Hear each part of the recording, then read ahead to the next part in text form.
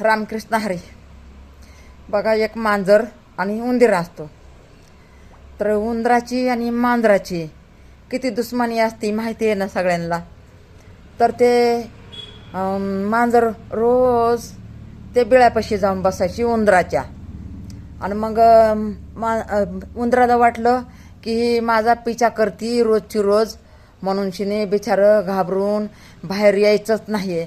मग बाहेर नाही यायचं तर मग बाहेर त्याची आई फिरत होती. म्हणती, बाई माझं लेकरू कसं काय येईना, कसं काय येईना, म्हणून शिने ती बघती. तर तिथं ते मांजर उड्या मारत मारत मारत मारत पळत पळत पळत पळत पळत त्या बोळापाशी लपून बसती. तर मग उंदीर तिकडून येतो आणि साप इकडून येतो. तर उंदराला म्हणती, बघ मी तुला भाऊ मानते, भाऊ मानते.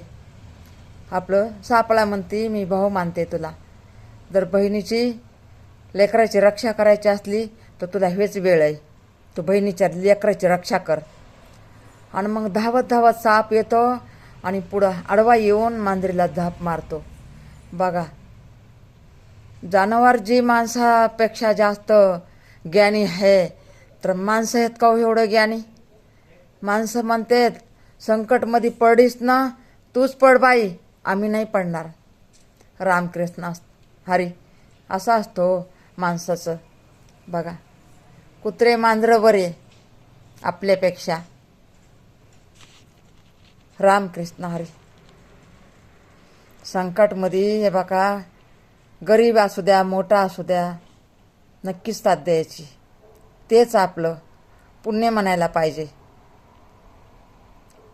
ती मदत सगळ्यांना करायची. संकटमध्ये गेरी तर कोणी बी करते व पैशावाल्याला कोणी बी करते, पण गरीबाला करावा मदत. रामकृष्ण हरी.